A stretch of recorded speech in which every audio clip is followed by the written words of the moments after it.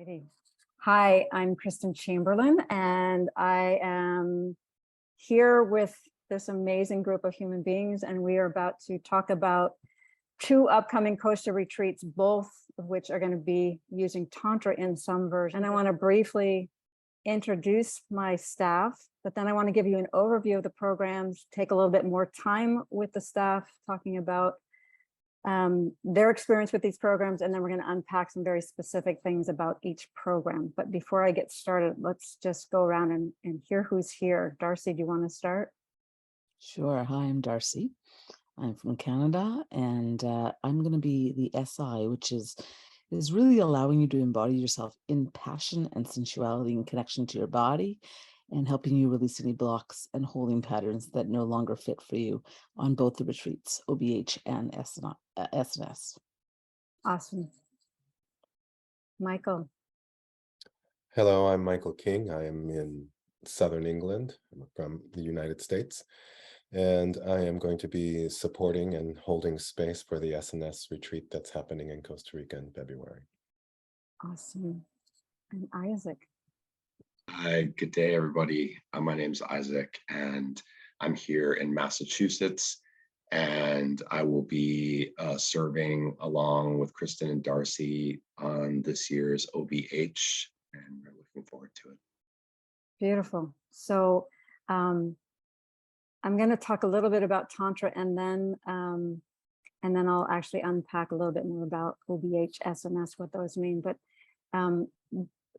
what we're talking about when we talk about Tantra is that we are, most of what's out there is what I like to call sacred sexuality. And there's a lot of confusion about that word Tantra. I think a lot of people are running towards it, and there's just as many people that are running away from it, and probably for good reasons, right? But most of what's out there is what I call sacred sexuality. And this, what I'm teaching, what we're going to be teaching, is what I call a lineage of Tantra. And it's kind of an umbrella that's a larger frame on what it means to be fully alive in a body on planet Earth at this time, right? It's about, if sacred sexuality is about having better sex, this is about how do I have a sexier life, right? And if our life force is erotic energy, then if we're blocked from our life force through fear, grief, anger, shame, then we don't have full access to all of who we could be in this lifetime. And when we get full access to that erotic energy moving through us, we have access to our personal power. We have access to our passion, and we have access to like who we are and why we're alive and what we're here, what our gifts are to give the world. And then we can bring that in fuller ways to our partnerships, to our loverships, to our families, to our friends. And we are just a better version of ourselves. So that's, when I say Tantra, that's what I mean. Right. And so the two retreats, there's the first retreat is on being human, OBH. And what that means is it's an intermediate level retreat. It's sensual, non-sexual, clothing optional. And what we do on that retreat is we're learning the practices and principles of this lineage. Now that sounds really dry, perhaps, but this is a retreat that's very full, very alive, very potent, and very juicy. And we dive into what those principles are. We practice them, we create rituals around them. And I've done this retreat for 6 years now, and it is nothing short of life-changing. I've watched it, and you'll get to hear Michael, Isaac, and Darcy talk about their experience of it. So that's OBH. The SNS is an advanced level retreat where we kind of dive in the deep end. We bring sexual energy, explicit sexual energy into the mix. It's also clothing optional. And we are doing some of the tantric teachings, not all of them, but the whole retreat is really based on the principles that people get on OBH. And there we're looking at, again, how do I be my best self, my most alive, potent, powerful self in my erotic sexual life? Because when I'm stuck again with fear, grief, anger, and shame, sexuality and the sacred tend to be separate in my life, in our lives. And when we bring ourselves in radical presence, in love, and we're working our edges, what we do is create the alchemy that brings those energies together. And it's really common for people, sometimes for the first time in their lives, to have powerfully sacred sexual experiences on that retreat. So that's what that retreat is about. They're designed for singles, but couples often come. They come when they're looking to level up, or they come sometimes when they're stuck and they just don't know how to get past those stuck places, and they often find breakthroughs. Each retreat is designed to engage our hearts, our bodies, our minds, and they're deeply soul informing. The structures are the same on each retreat. The morning before breakfast is yoga and meditation. And then the morning session is often some teaching that will guide us for the day with lots of experimentation and play. Afternoons, we have some free time. And then late afternoon and evening is really about prepping for and moving into ritual space. Both retreats are trauma informed. And we have Darcy there. So often when people are leaning into this content, they bump up against their edges. They bump up against those raw, kind of dicey, shadowy parts of ourselves. And there's lots of opportunities to kind of go and work those edges to come back into your body, back into your heart, back into connection, so that you can then show up for whatever's next on the retreat. And that is a unique thing about this retreat, I think, than a lot of the Tantra retreats out there. You can do one retreat, you can do both retreats, you can do one and then the other. You do not, they stand alone. You do not have to do OBH before the SNS. A lot of people do the SNS and they're like, I think I want some of what OBH has to offer. And sometimes people go straight from OBH to the SNS. So that's some of the overview. There is a discount given if you do both at the same time. And we can talk more about that. So that's what I want to say about the overview of the retreats. I would love to hear from you guys, from Isaac, Michael, and Darcy. You guys all have experience on these retreats. We can start anywhere you'd like, but let's start talking about OBH first, on being human. Michael, maybe you want to say a little bit about what that was like for you last year. Oh, it was remarkable in many aspects last year. So it was my first time working with you, and it felt like that we had worked together many times for years and years. There was really no, getting adjusted. It was just coming together. Yeah. And then I think also too, for me, seeing and being a part of each person's individual journey, that was highly rewarding. And sometimes that only meant just being present at whatever we were doing from a group standpoint. Sometimes it meant having a one-on-one or maybe 2 or 3 individuals having a discussion about something that everyone was experiencing in a similar fashion, and just sort of pulling that apart a little bit. Other times it might be just supporting someone through a fear that they're working through, and just letting them know that they're not only going to be held, but they're being held in love and in a place that's highly safe for them to explore the things that they want to explore and work through. Yeah, we really create a lot of time creating that container that is both loving, non-judgmental, and safe. We teach each other how to have the eyes that see the beauty and magic of life rather than the criticisms and judgments. And that's everything, right? That's creates so much possibility. Yeah.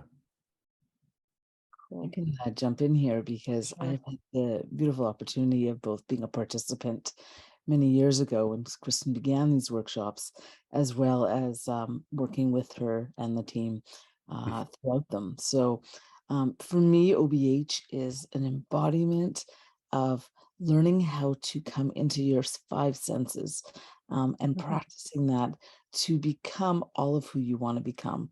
and bumping up against the different blocks that hold you back, and then moving through them in that containment of love and connection and teaching.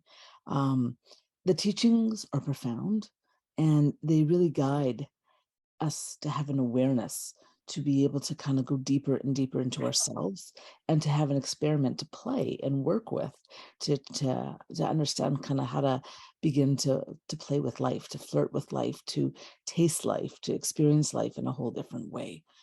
They're exciting, they're life-changing, really changed my life in all kinds of ways. So I definitely highly recommend them, and this team is excellent. Each Yeah. of what you've said so far has really touched on this idea of being human. And I wanted to like just ask, not any one of you particular, but maybe just as a group, like that title of the retreat on being human, like what does that mean to you personally, and how it ties into what this retreat covers? I could go because this may be corny, I don't know, but I feel like there's a manual we should be given at birth that says, you now have a body and this is how your body works. And this is how gravity works. And this is how shadow and light work. And this is how the masculine, feminine energies that move through you work. And that if we had that map at birth, we would avoid so much challenge and difficulty in our lives, to learn where all the bells and whistles and knobs are on these bodies, to know how to really live ecstatic, engaged, meaningful, deep, passionate lives. And so I feel like these principles, they give us that map. They give us, and they really, what we see when we're together and we really show up authentically is that there is a common lived experience of being human and having a body that we all share. There is a map that connects us more than divides us. And that at some fundamental level, the experience of being human gets captured when we start to play with these practices and principles. And at the core of that is this longing for love, and this longing for passion and desire, and that connection with, really with the one, that connection to source. And I feel like that is at the heart of what it is to be human. And we dive in there and we play with it. Anybody else? I would add one other piece, which is really our yearning desire to belong and also to be our unique selves. And this workshop helps to tease out you can have both, that you can really fully be who you are and discover that at all nuances, as well as you belong to a place where you can be fully vulnerable and safe and intimate with yourself and others. Absolutely. You know, I think it's interesting that the title is what it is, and it reminds me to think of all the other things that I've had experience at being that have gotten in the way of being human. It's being a great entrepreneur, a capitalist from a Western country, on being an overly sensitive, thinking of others for their well-being without thinking about my own needs, and sometimes overriding my own needs and desires for the sake of satisfying someone else's, and then wondering why I'm not feeling the best that I can feel or be the best that I can be in any of those areas. And then when you bring the humanity back into it and basically cause me to remember that I'm first and foremost a human being in a body, and then I can actually use this experience not just to remember, but to regain all of those areas that have been pushed aside, pushed away, ignored, undernourished, and come out of this experience just fulfilled and radiant. I think that's the way I felt after last year, just fulfilled and radiant. Mm. Wow. Beautiful. What a great question. One of the things that we do in the OBH is we really talk about the different principles and of Himalayan Tantra and how each one of them plays a part in our lives of transformation. Can you speak a little bit, Kristen, of some of those principles and kind of give people a taste of how we're working with them? Sure, sure.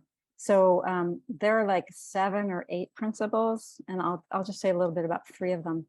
The first one is everything's an experiment, right? And it says that what we generally go through life thinking is that there's shoulds and there's shouldn'ts, there's right and there's wrong, and that if I do the right thing, I'll have the right life and I'll have happiness, I'll have the right partner, I'll have the right job. But this everything's an experiment says, no, actually life is a series of experiments, and your body and your life are the laboratory. There's no shoulds or shouldn'ts. It's just what the question is this working for me? And if it is, and if you follow that question and you keep getting yes, what you do is you're led down a path that becomes your authentic life, your authentic version of you that is different than everyone else. And in order to get that, we have to be body connected. Our bodies are the things that give us the message about, yes, this is working for me. This is where I need to go. This is what I need to do and how I need to express myself. So, and in this lifetime, in this culture, especially Western culture, we are given lots of what I call kind of false signals about what those choices are and what it means to have something working for me. And we'll unpack this on the retreat, but I talk about eroticism, which is I'm connected to my life force and the erotic energy of the universe. And that's got a certain integrity and aliveness to it. And then pseudo-erotic engagement, which is like that bag of potato chips I eat because I'm filling a void and then I feel sick afterwards. Like that wasn't really, it tasted really good in the moment, but it wasn't really feeding my soul. Mm-hmm. So that's everything's an experiment. Another one is the inner marriage coupled with as within, so without. So we are a culture that tends to look outward for the answer. If I'm unhappy, I'm going to look at, well, maybe I'm not with the right partner, or maybe I've got the wrong job, or maybe I've got something out there is wrong. It's their fault, right? What these 2 principles together teach us is that if I go inward, that my inner world is a reflection of my outer world, and that I have this thing called the inner marriage. And I'm going to use 2 words that people get confused with gender. And I want to just for a second, the word two, TWO, and the word two, TOO, mean very different things. So when I say masculine and feminine, I want you to not hear gender, but to hear polarity. These are 2 energies that exist. And when we, and every human being, every body, every oriented, doesn't matter what orientation or flavor of human being you are, whether you're gender fluid, male, female, cis, this or that, right? Everyone has an inner masculine, feminine, and every inner masculine, feminine is in relationship in what we call the inner marriage. And when that inner marriage is in conflict, we tend to have conflict in our external relationships, right? And so I can, in this culture, I would go outside and go, well, she has to do that different, and he has to do that different, and they have to do that differently. When no, actually, the answer is I go inward and I learn how to bring my own inner marriage into harmony. And when I do that, my outer world changes. So that's the inner marriage and as within, so without. And the last thing I'll say is tapas and spanda, very quickly, is the technology for how to run experiments. And it works with the habits of our lives, which hold our erotic energy and channel it in very specific ways that may or may not work for us. But we learn how to work with maybe even the habits around intimacy or the habits around pleasure or desire, and shift those habits so that something new and alive wakens up in our bodies and lives. And we'll unpack all of those and play with them. And they are, explosively powerful when we actually learn how to use these principles. Isaac, how does nature-based retreats work with all these different principles? Can you speak a little bit to that?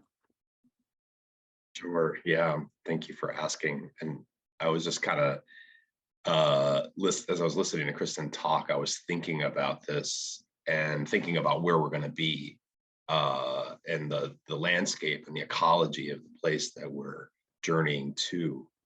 And it's so very different than the landscape and the forest that I typically walk here. But I'm familiar with the ecology in these areas, and it's rich with biodiversity, an explosion really of biodiversity in Costa Rica, largely because the habitat itself, what the land provides is so nutrient poor, and because it's nutrient poor, it every little possible niche of what is available gets filled by something, by some creative design on the part of nature to make use of what's available. And it just it lands with me that there's a real unique opportunity to break all of this out within ourselves in reflection with what the jungle and the beaches and the playscape that's there is really offering. So the thing that I'm most personally excited about is to unpack all of this in that place and really feel the heat and feel the play of light in the jungle environment, and the small subtleties of the creatures that live there and how they're interacting with their world, and what we can learn about play, what we can learn about being human from them. And so that's really exciting to me. What I can tell you is that I've taught Tantra in lots of different places.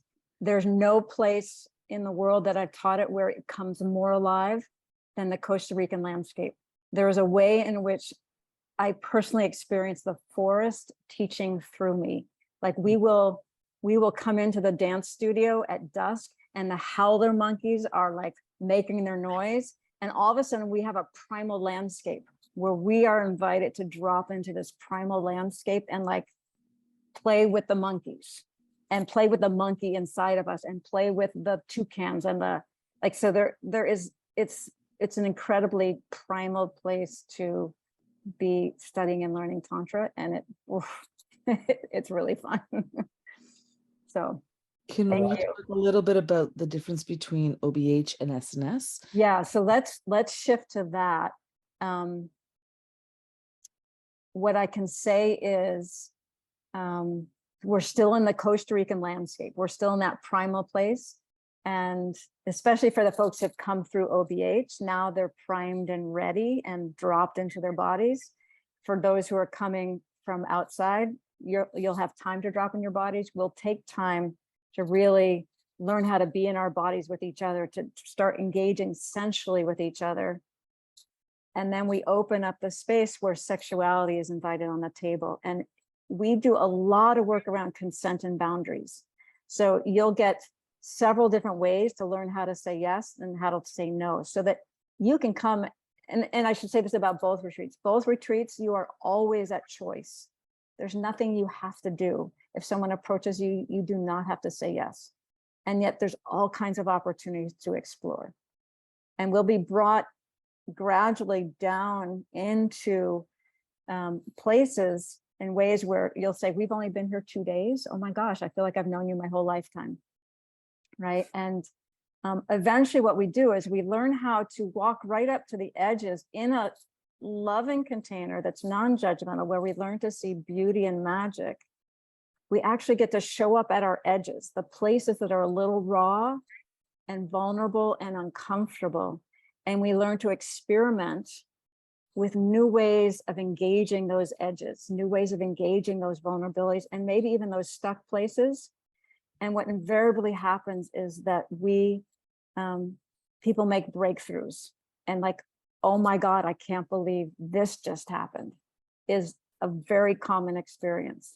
And we learn how to be sacred intimates with each other, which is how do we show up in erotic sexual connection alive and present for transformation, for healing, for what might happen if we allow ourselves to be vulnerable. And so the whole week is about experimenting in that landscape. So this actually brings up a question that I have for Darcy. So how do you think that being in a place like Costa Rica on these retreats might impact or influence someone's desire to pursue those edges or look at those edges versus if they were trying to accomplish something similar in their own home environment? Oh, great question. Working in a group is a mirror. It mirrors everything that is going well and everything that where you bump up against the difficulties. And so when you start to work and unfold, it just speeds everything up. And it allows us to figure out where the energy is fully flowing within ourselves and within our lives. And it allows us to practice, like Kristen was saying, different ways of being and getting feedback on what that impact is. And there aren't too many places in life where you get really loving feedback. It's to say, this really worked for me, but this did not. And it helps you fine tune the skills that you want with the Tantra principles to begin to find a way of having the best life possible, because you now have a way and understanding of how that impact is happening on other people as well as yourself, and how to find the synergy between that. And that is exciting. Yeah. Beautiful. Any other questions or comments? Darcy and Isaac, you were both on the SNS last summer. Do you want to say anything about what that experience was like, Isaac? Sure. Yeah, I had a really powerful experience. It was my first time working together with Kristen and Darcy, and kind of like Michael was saying, it felt very natural. It felt very easeful. It was a really great team, and I felt like I think the thing for me that was most powerful was the experience of witnessing the work that people were doing for themselves in that experience, watching people own their own experience and their own journey through their encounter with their own sexuality, through their encounter with the land that we were working on, through their encounter with spirit.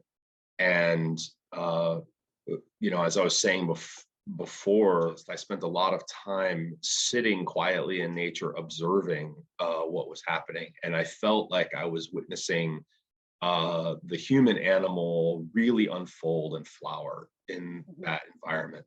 And it was just a joy, really, to hold space for that and to be a part of that expression of the individual human being, but also the tribal human being, the collective human being, the clan. And that just felt, I felt really inspired by my experience.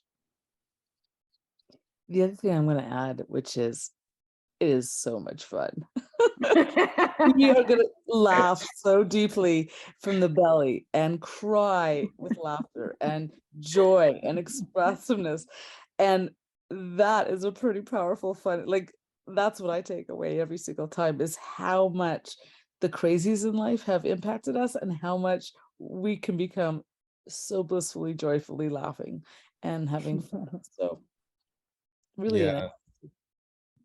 I have to piggyback on that because I can't stress enough just how much joy there is in actually engaging in a retreat that has a lens of play as its primary vehicle with which you have these powerful transformative experiences. Beautiful. Well, that might be a good place to wrap up. And I just, and I guess I didn't say that this is my 12th year running or being part of the SNS in some fashion. So 6 years with OBH, 12 years with the SNS. these are phenomenal retreats. I can't say enough. And this is a phenomenal team, as you may have just witnessed. If there's anything here that inspires you to join us, OBH, January 28th to February 4th, that's 2023. SNS, February 6th to February 12th, 2023 in Costa Rica. Would love to see you there if this feels right to you. A conversation with me is the doorway in, just to make sure there's a good fit. And there is no question that is a stupid question. So if there's anything here that calls you, lean in, ask the questions you need to ask to see if it's the right time, the right place, the right people. So any last comments, you guys? Yes. So those of you that do tune into this know that this video and all of its content related to these retreats are designed to be shared frequently and abundantly. So if you know of others that would love to know about this, feel welcome to send this forward to them as well.